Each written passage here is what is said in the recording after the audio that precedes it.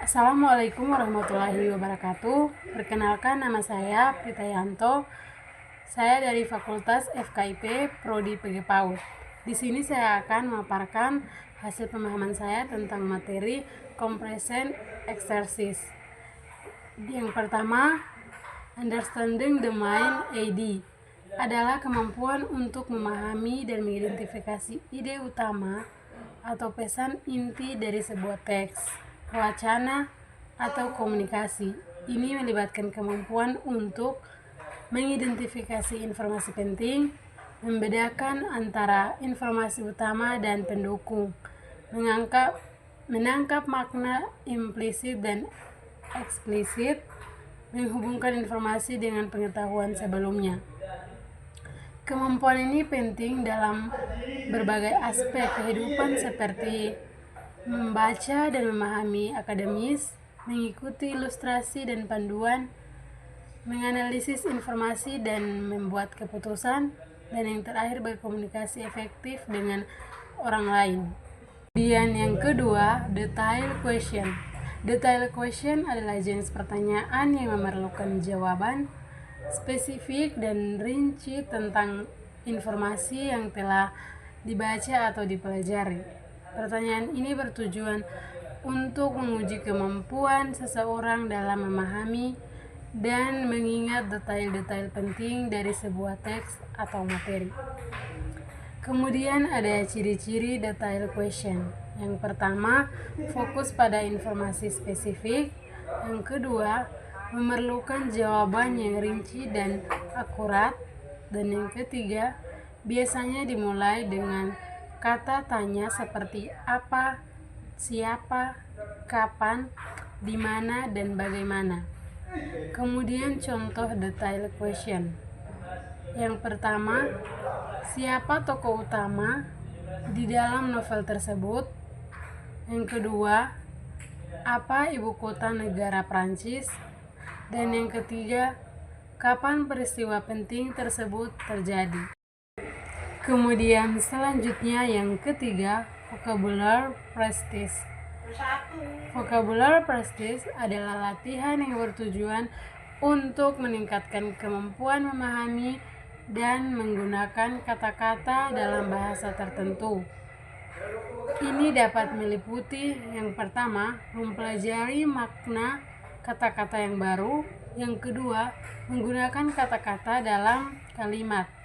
Yang ketiga, mengenal sinonim dan antonim. Dan yang keempat, meningkatkan kemampuan membaca dan menulis. Kemudian, manfaat vocabulary practice.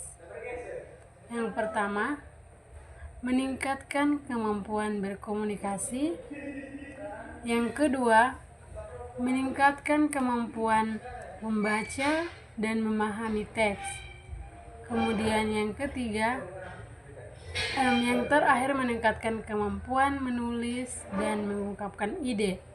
Kemudian meningkatkan kepercayaan diri dalam menggunakan bahasa. Kemudian yang keempat, true or false. True or false adalah jenis pertanyaan yang memerlukan jawaban berupa pertanyaan yang benar atau salah. Pertanyaan ini bertujuan untuk menguji kemampuan memahami dan mengingat informasi yang telah dibaca atau dipelajari. Ada beberapa ciri-ciri true or false. Yang pertama, pernyataan yang jelas dan spesifik. Kemudian jawaban hanya berupa benar T atau salah F. Kemudian yang ketiga, tidak ada pilihan jawaban yang ambigu. Kemudian yang terakhir atau yang kelima, complete the sentence. Complete the sentence adalah jenis pertanyaan yang memerlukan siswa untuk melengkapi kalimat yang tidak lengkap dengan kata-kata yang tepat. Pertanyaan ini bertujuan untuk menguji kemampuan memahami struktur kalimat, kosakata, dan tata bahasa. Ciri-ciri complete the sentence. Yang pertama, kalimat yang tidak lengkap. Siswa harus memilih kata-kata yang tepat untuk melengkapi kalimat, fokus pada struktur kalimat, kosakata, dan tata bahasa. Selanjutnya ada latihan pemahaman. Yang bagian A, memahami gagasan utama.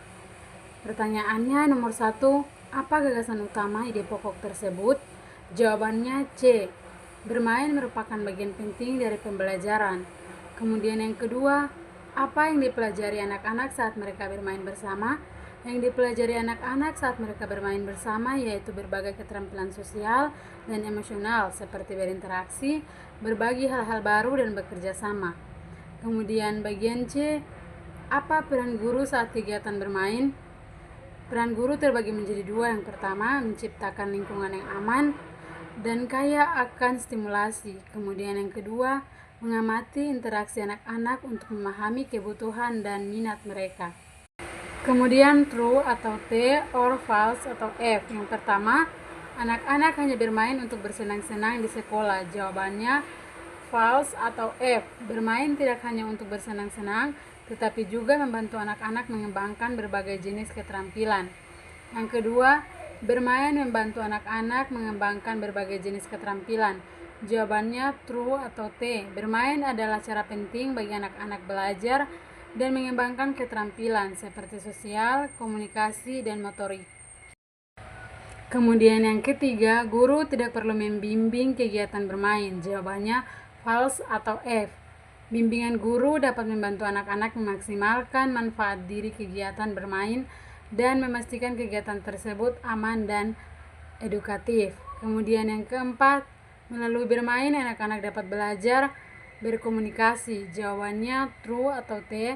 Bermain, terutama bermain dengan teman sebaya, memungkinkan anak-anak untuk berinteraksi, berbagai ide, dan memecahkan masalah. Yang terakhir, E. Menyelesaikan kalimatnya. Lengkapi kalimat berikut berdasarkan teks 1. Yang pertama, melalui bermain, anak-anak menjalani dunia di sekitar mereka dan mengembangkan keterampilan penting. Kemudian yang kedua, ketika anak-anak bermain bersama, mereka belajar kerjasama dan komunikasi. Yang ketiga, guru membimbing permainan anak-anak untuk memastikan pembelajaran terjadi secara alami. Baik, itulah tadi sekian pemahaman dari saya. Saya akhiri. Wabillahi taufiq walhidayah. Wassalamualaikum warahmatullahi wabarakatuh.